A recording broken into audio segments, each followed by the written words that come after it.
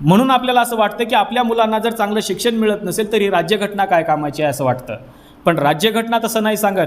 राज्यघटनेच्या कलम 21 क मध्ये असं सांगितलेलं आहे फंडामेंटल राईट्समध्ये की प्रत्येक 6 ते 14 वयोगटातील लहान मुलांना शिक्षण हे सक्तीचं आणि मोफत दिलं पाहिजे.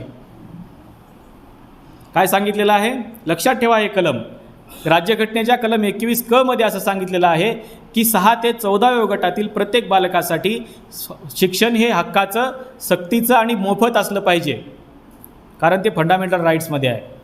म्हणून 6 ते 14 वयोगटातील मुलांकडून कोणतीही फीस घेण्याचं काम सरकार करू शकत नाही आहे. त्याला मोफत शिक्षण द्यायचं आहे आणि सक्तीनं द्यायचं आहे. त्याला घरी देखील बसू द्यायचं नाही आहे. एखादा जर घरी बसत असेल तर त्याला उचलून शाळेत आणायचं. म्हणजे एवढी सक्ती केलेली आहे राज्यघटनेनं तुम्हाला शिकवण्यासाठी.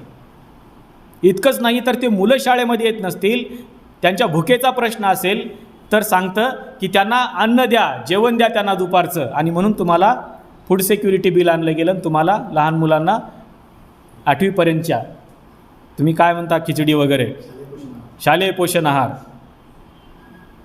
आता त्याच्यामध्ये देखील भ्रष्टाचार केला लोकांनी. लेकरांचं खायचं देखील लोक घरी घेऊन जातात. म्हणजे कशात आपण काय करतोय नेमकं. राज्यघटना सांगते आहे की त्यांना मोफत शिक्षण द्या आणि आपल्याला माहिती आहे ज्युनियर KGची फीस 1 लाख रुपये झालेली आहे. कोण वाईट आहे. राज्यघटनेनं सांगितलं अरे वा त्यांना मोफत द्या, पण सरकार सांगतं नाही नाही त्या इंग्लिश स्कूलमध्ये 1 लाख रुपये फीस आहे, त्यांची फीस भरून बघा तुम्हाला काय करायचं ते. आणि म्हणून राज्यघटना तुम्हाला समृद्धीकडे घेऊन जाते आणि त्याला राबवणारे जर लोक वाईट असतील तर ते तुम्हाला सांगतात तुम्हाला अधोगतीकडे जायचं आहे.